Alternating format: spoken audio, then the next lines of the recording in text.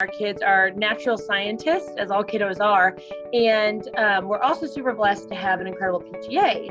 And our PTA moms were working really hard and actually completed a grant that they won that allowed us to do this STEM night. We've got our kids all pumped about it. We've been showing them videos. We've been showing them the videos from Emily and Tom because we did watch Emily's Wonder Lab. Hi, Luff families, and welcome to Virtual STEM Night. I'm Tom Franklin, and this is my wife. Hi, I'm Emily Calandrelli. I'm proud to say that I am a Luff alumni myself. Doing science can be fun and messy and exciting and, go unexpected ways, and it doesn't just involve, learning from a textbook in a classroom.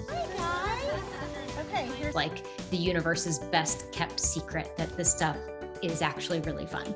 Even some of the kindergartners and first graders are walking in the hall like, I saw you, I can't wait, I'm gonna be a scientist, I'm doing the experiment tonight.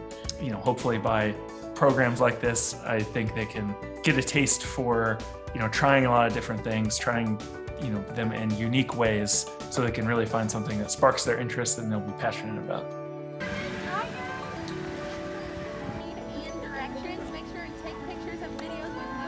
Hopefully they'll walk away with wanting to stay curious and keep exploring. Our young scientists come to us and they have an idea in their head of what a scientist is and what a scientist looks like. And a lot of times it's a person in a lab coat and it has to be in a very specific setting. And I think the great thing here at Luff with our teachers and our staff and our families is we really try to break that and encourage kids to realize they are scientists. Being a scientist is just about how you look at the world around you and staying curious. And so for them to have this opportunity to work with their families and get excited about it, I think it's going to be a really wonderful experience for our young leaders, for their families, and for our whole school.